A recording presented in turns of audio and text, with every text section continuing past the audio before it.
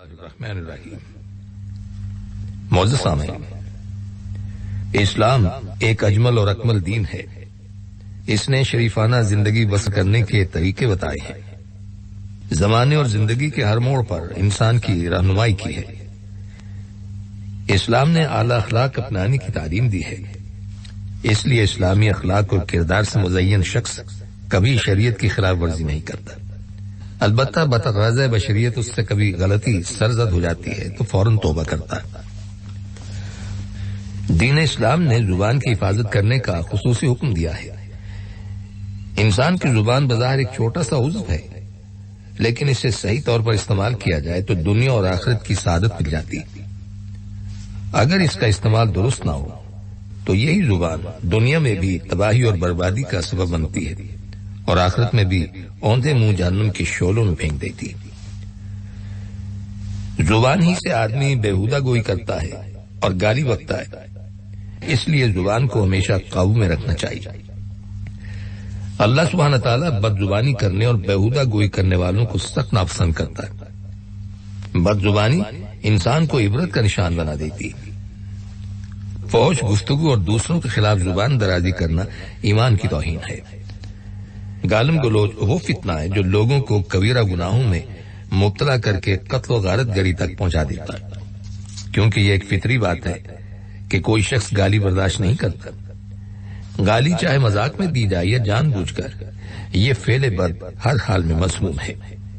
اسی لیے اسلام نے اسے سختی سے روکا ہے، اور اللہ سبحانہ تعالیٰ اور اس کے رسول صلی اللہ علیہ وسلم نے لان تان کرنے کی ممانعت بھی فرمائی ہے، کیونکہ ایک مسلمان کی نمایاں خوبی یہ ہوتی ہے کہ وہ کبھی کسی پر لان تان نہیں کرتا۔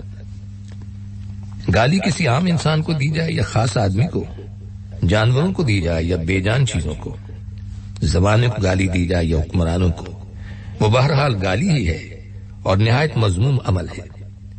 اس لیے کسی کو بھی گالی دینا اور انہیں برے الفاظ سے یاد کرنا یا ان پر لان تان کرنا وہ گمراہی ہے جس سے نبی اکرم صلی اللہ علیہ وسلم نے سختی سے منع کیا ہے اور اس بارے میں سخت وعید سنائی ہے۔ اسلام دین فطرت ہے جسے اللہ سبحانہ تعالیٰ نے اپنے بندوں کے لیے پسند کیا ہے۔ اس میں جہاں عبادات پر زور دیا گیا ہے، وہاں اخلاقیات کو بھی بہت اہمیت دی گئی ہے۔ اچھے یا برے اخلاق کا زیادہ تر تعلق زبان کے ساتھ ہے۔ گوشت کا یہ لوتھڑا جب تک جبڑوں میں دبا رہتا ہے، انسان کے عیب و ہنر بھی پوشیدہ رہتے ہیں۔ زبان کھلتی ہے تو وجود انسان کی ترجمان ہوتی ہے۔ جب تک بندہ کلام نہیں کرتا، اس کا اچھا یا برا ہونا معلوم نہیں ہوتا۔ اسی لیے زبان کی حفاظت کرنے اور جچی تلی گفتگو کرنے پر بہت زور دیا گیا ہے۔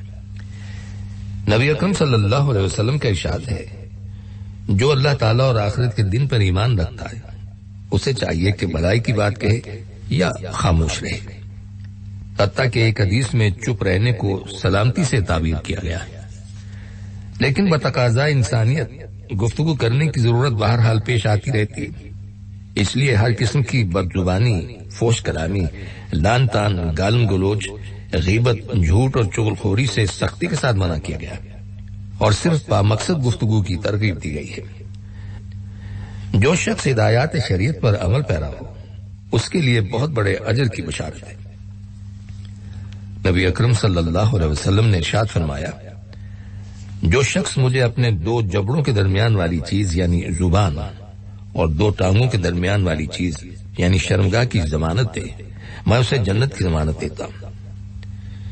انسان کی زبان جو بظاہر ایک چھوٹا سا عضو ہے، اگر اس کو صحیح استعمال کیا جائے تو انسان کو دنیا اور آخرت کی سعادت مل جاتی ہے، اور اگر اس کا غلط استعمال کیا جائے تو انسان کے لیے تباہی کا سبب بن جاتی ہے۔ حضرت ابو سعید خدری رضی اللہ تعالیٰ عنہ بیان کرتے ہیں کہ نبی اکرم صلی اللہ علیہ وسلم نے ارشاد فرمایا، جب ابن آدم صبح کرتا ہے تو تمام اعضاء زبان کی منت کرتے ہوئے کہتے ہیں کہ دن بھر اللہ سے ڈرنا، کیونکہ ہم تیرے ساتھ قائم ہیں۔ اگر تو سیدھی رہی تو ہم بھی سیدھے رہیں گے، اور اگر تو ٹیڑھی ہو گئی تو ہم بھی ٹیڑھے ہو جائیں گے۔ ایک روز حضرت معاذ رضی اللہ تعالیٰ عنہ نے نبی اکرم صلی اللہ علیہ وسلم سے عرض کی، اللہ کے رسول، کوئی ایسا عمل بتا دیجئے جو جنت میں داخلے اور جہنم سے آزادی کا باعث ہو۔ تو آپ صلی اللہ علیہ وسلم نے نماز، روزہ اور حج وغیرہ ارکان اسلام کا تذکرہ کرنے کے بعد فرمایا، کیا میں تمہیں تمام چیزوں کا نچوڑ نہ بتاؤں؟ حضرت معاذ رضی اللہ تعالیٰ عنہ کہتے ہیں کہ میں نے عرض کی، کیوں نہیں ہے اللہ کے رسول۔ آپ صلی اللہ علیہ وسلم نے اپنی زبان کو پکڑ کر فرمایا، اس کو روکے رکھو، اس کو روکے رکھو۔ میں نے عرض کی، اے اللہ کے رسول، کیا ہم اپنی گفتگو کے سلسلے میں بھی پکڑے جائیں گے؟ تو نبی اکرم صلی اللہ علیہ وسلم نے ارشاد فرمایا، لوگ اپنی زبانوں کی کاٹ کی وجہ سے تو جہنم میں اوندھے منہ ڈالے جائیں گے۔ سامعین، زبان شتر بے مہار ہو جائے، اخلاقیات کا پاس نہ ہو تو زبان کی وجہ سے آنے والی آفتیں انسان کے لیے دین و دنیا کی بربادی کا باعث بن جاتی ہیں۔ حضرت ابو ہریرہ رضی اللہ تعالیٰ عنہ روایت کرتے ہیں کہ نبی اکرم صلی اللہ علیہ وسلم نے ارشاد فرمایا، تم فحاشی اور فحش گوئی کرنے سے بچو، کیونکہ بلا شبہ اللہ سبحانہ تعالیٰ فحاشی اور فحش گوئی کرنے والے کو پسند نہیں کرتا۔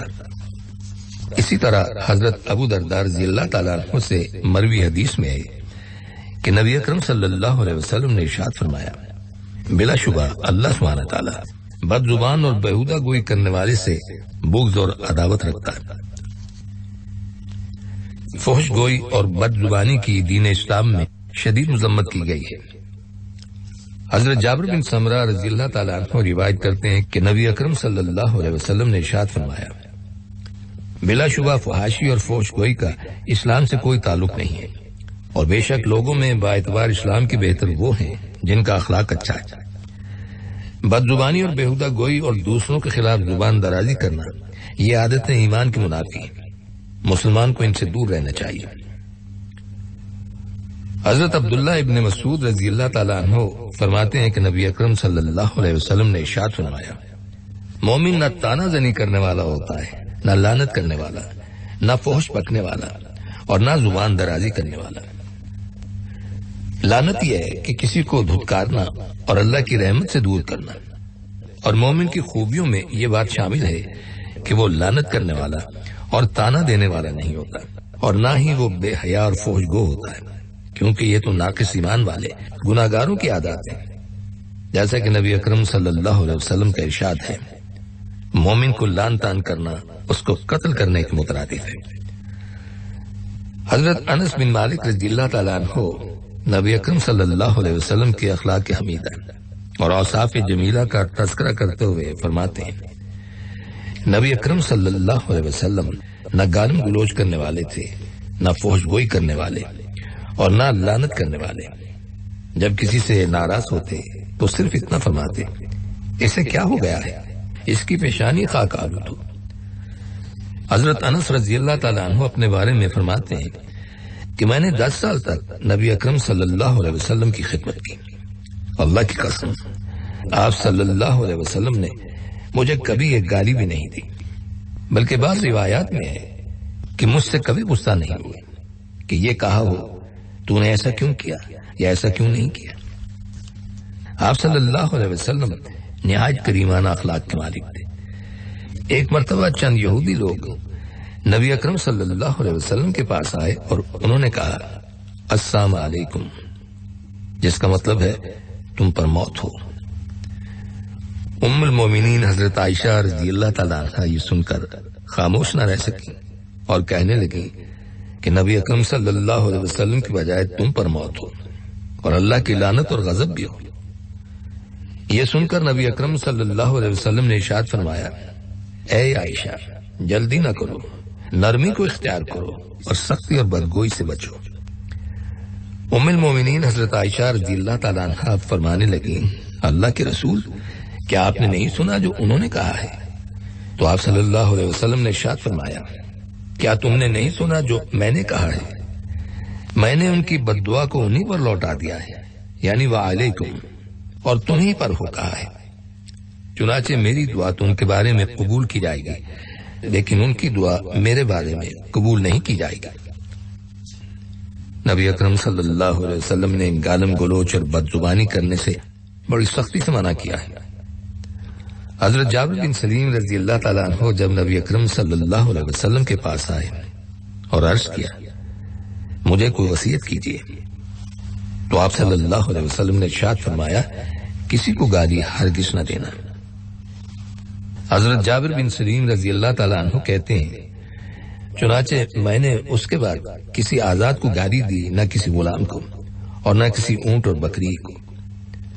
تو اس تفصیل سے یہ معلوم ہوا کہ کسی صاحب ایمان کو زیب نہیں دیتا کہ وہ کسی چیز کو گالی دے۔ سامعین، ماں باپ انسان کے دنیا میں آنے کا سبب بنتے ہیں اور اپنی تمام تر توانائیاں اولاد کی بہتری کے لیے خرچ کر دیتے ہیں۔ اپنے آرام اور سکون کو قربان کر کے اولاد کو باہم سہولتیں فراہم کرتے ہیں۔ انہیں برا کہنا اور گالم گلوچ کرنا بہت بڑا گناہ ہے۔ ایسا اقدام انسانیت کے درجے سے گرا ہوا انسان ہی کرتا ہے۔ زمانے جاہلیت میں بھی شرفاء کے ہاں اس کا تصور نہیں تھا۔ حضرت عبداللہ ابن عمر رضی اللہ تعالیٰ عنہ سے روایت ہے کہ نبی اکرم صلی اللہ علیہ وسلم نے ارشاد فرمایا اپنے ماں باپ کو گالی دینا کبیرہ گناہوں میں سے ہے۔ صحابہ اکرام نے پوچھا کیا آدمی اپنے ماں باپ کو بھی گالیاں دیتا ہے؟ تو آپ صلی اللہ علیہ وسلم نے ارشاد فرمایا ہاں، یہ کسی آدمی کے باپ کو گالی دیتا ہے تو وہ اس کے باپ کو گالی دیتا ہے، اور یہ اس کی ماں کو گالی دیتا ہے تو وہ بھی اس کی ماں کو گالی دیتا ہے۔ اس حدیث سے معلوم ہوا کہ ماں باپ کو گالی دینی چاہیے اور نہ انہیں گالی دلوانے کا سبب بھی بننا چاہیے۔ انسان جب کسی کے ماں باپ کو گالیاں دے گا تو وہ جواباً اس کے ماں باپ کو گالی دے گا، تو یہ ایسا ہی ہوگا جیسے اس نے خود اپنے ماں باپ کو گالی دی۔ حضرت ابن عباس رضی اللہ تعالیٰ عنہ فرماتے ہیں کہ نبی اکرم صلی اللہ علیہ وسلم نے ارشاد فرمایا جو اپنے باپ کو گالی دیتا ہے وہ ملعون ہے، جو اپنی ماں کو گالی دیتا ہے وہ بھی ملعون ہے۔ اور سامعین، ان کلمات کے ساتھ ہی ہمارے آج کے پروگرام کا وقت بھی اب ختم ہوتا ہے، اس دعا کے ساتھ کہ اللہ تعالی ہم سب کو صراط مستقیم پر چلنے کی توفیق عطا فرمائے، آمین۔